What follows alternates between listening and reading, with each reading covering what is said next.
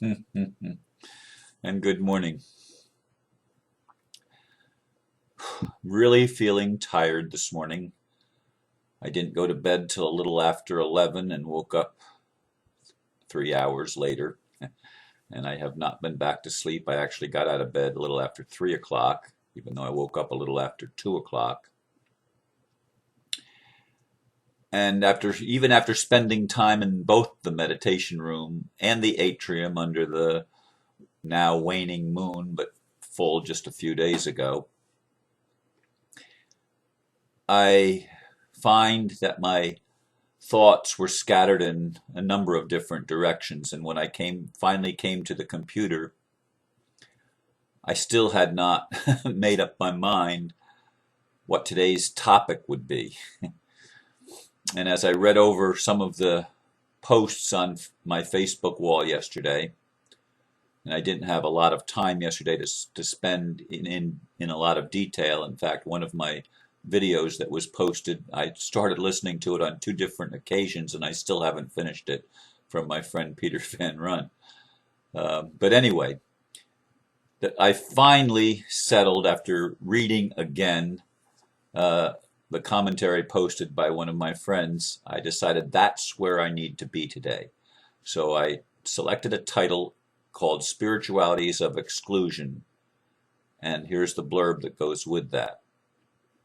I've mentioned Aristomenes Christos Papageorgopoulos before. He is my friend from Greece who has been commenting in Facebook on my videos for over a year and a half. And he even compiled a book of my videos and his commentaries that he completed early this year. Here are some of his words from yesterday about doing the inner and outer work of spiritual development, which, as many of you know, is very important to me. He wrote, quote, "People may love themselves and do inner work,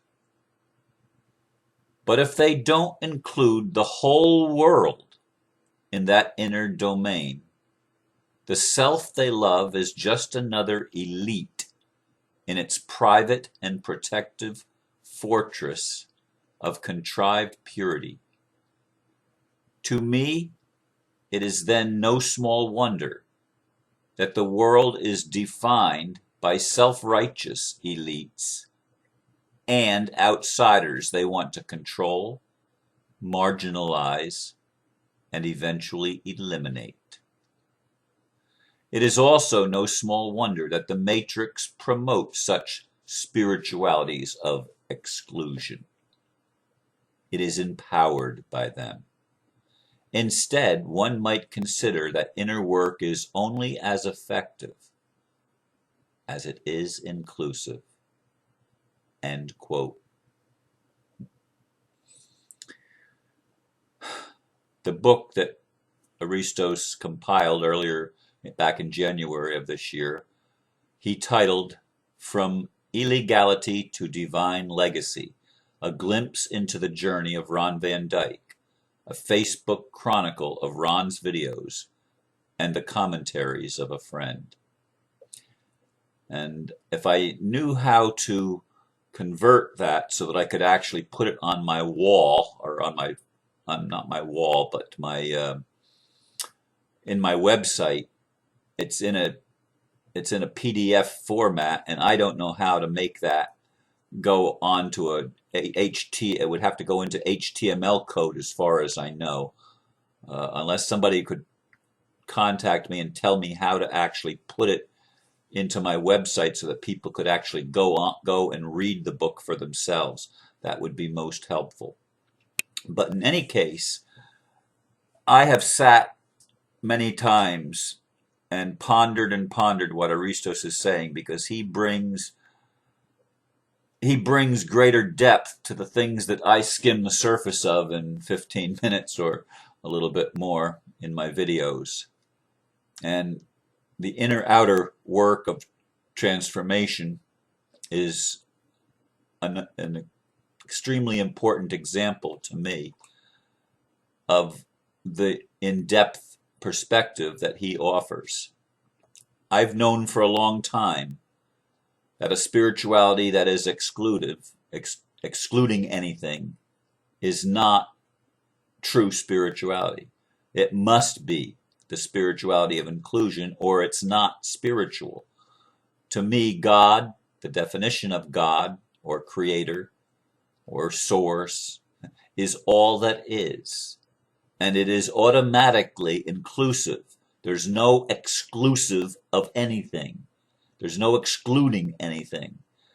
And I have wrestled over and over and over in my lifetime, or in my life, maybe in my lifetimes, with the problem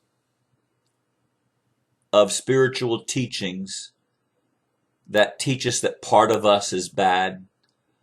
Some emotions are not worthy emotions, trying to convince us that there's something wrong with us.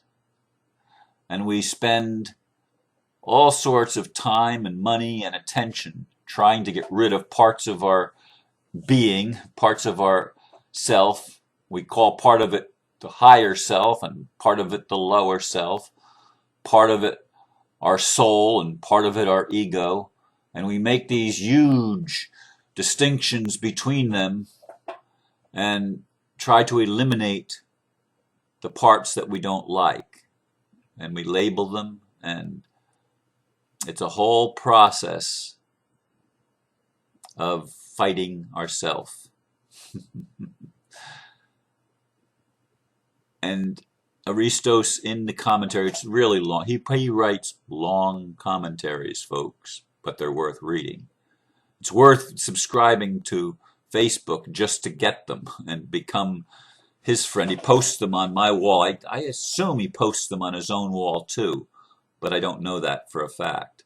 He doesn't. I don't even know how many friends he has. He never had a high number because that was never his intention to draw a high number of friends.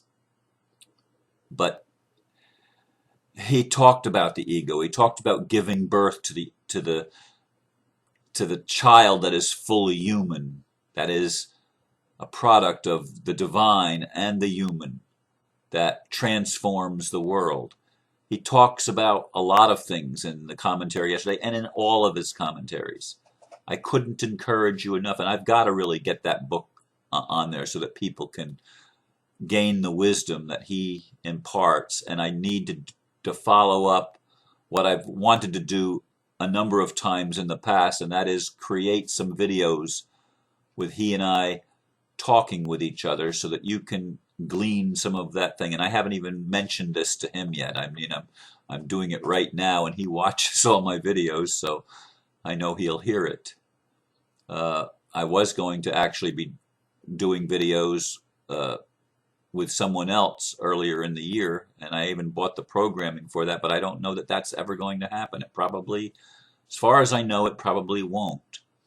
But maybe that program is for Aristos and myself, because he offers things that make me think and make me explore deeper when I have the time. I don't always have the time to dedicate, but I went back and I've reread this thing from yesterday, and I couldn't even begin to properly explain it in a nutshell and give it to you here this morning in the video. I wish I could.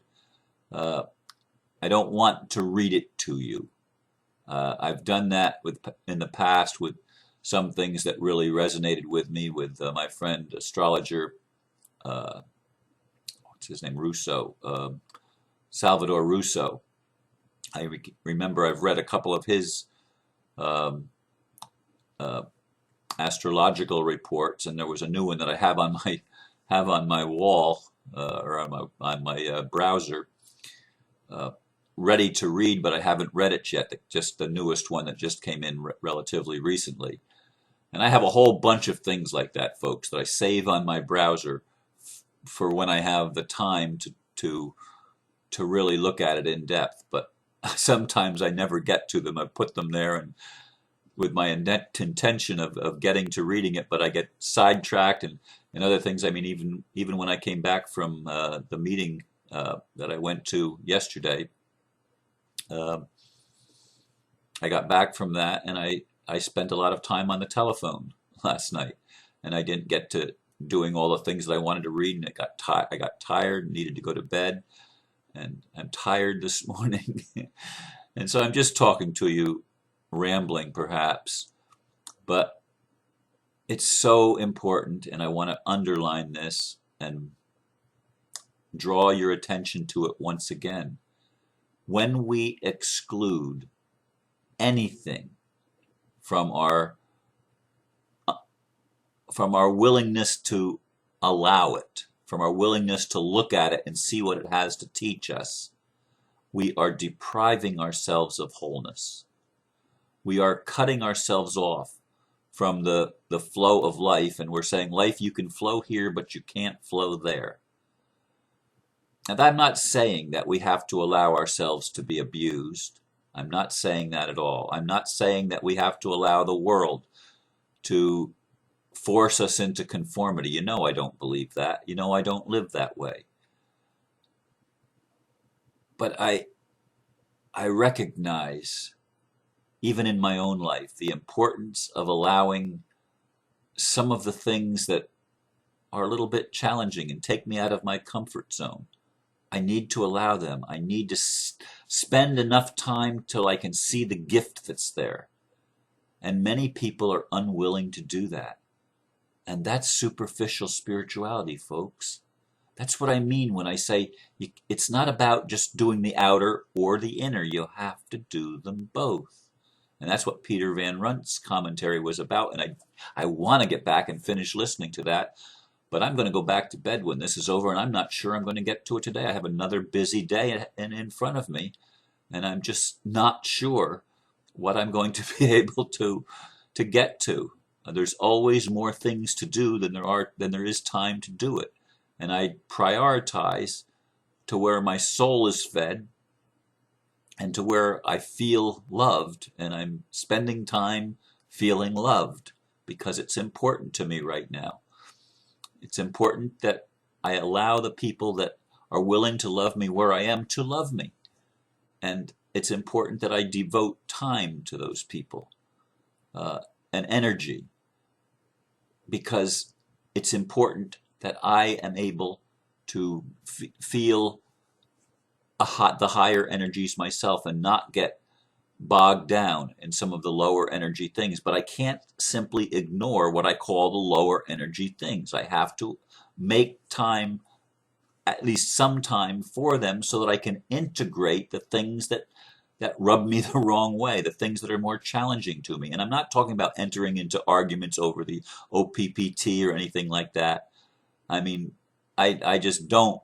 I've tried to see where people are coming from, but they don't rebut the things in the OPPT. They end up just jumping off on tangents that the OPPT never even claimed to do or tried to do. But anyway, I didn't mean to even get off on that subject. I don't even know where that came from. But one of the things that, on another thread that Aristos commented on yesterday, was about the choosing the timelines. And when we stay in a higher vibration, this is where I was actually going with that, when we stay in the higher vibration of joy and love, we actually are creating a timeline of, what's the word that I'm looking for? We're creating a timeline where there's going to be an unfolding that's not cataclysmic, a more peaceful unfolding of our evolution, without it being quite so damaging as cataclysm would be. And this is the thing that I have chosen for a long time in my life. I want there to be a continuity between the old and the new, because when you don't allow the continuity, that's separation. You're separating the sequence of events that unfold as history and unfold as the evolution of our consciousness. When we lose the connection, there's no longer relevancy to it. And these are the things that I've wrestled with in the face of those that push for, well, I don't want to include this in my world. I for some people it's politics. For other people it's the ego. For other people it's negative emotions. And we try this spirituality of exclusion, but we don't become whole with that spirituality. We don't we don't become enlightened. We may think that we're enlightened, we may lie to ourselves that we're enlightened, but as long as we're rejecting part of ourselves and part of our world, we're not enlightened, folks, as I see it. I mean, that's my opinion, but that's how I see it. Because spirituality and enlightenment to me are about wholeness. They're about inclusion, not exclusion. They are about transformation of the things that we label negative. But a lot of the transformation is in our perception. Instead of seeing them as something that is destructive, that we learn to see the constructive element in what we've labeled as destructive. And that's so important. Anyway, I've gone over 16 minutes now, and I'm going to draw it to a close. I thank you for listening, and again, I'm going to repeat what I said at the beginning. If you know a way that I can put Aristos's book into HTML code or put it on a web page, on my web page, so that you can read it, I'd appreciate that a lot. And Aristos, sometime this coming week, we need to get in touch with each other and plan to start doing some videos together, because I'm sure it will mean a lot to a lot of people.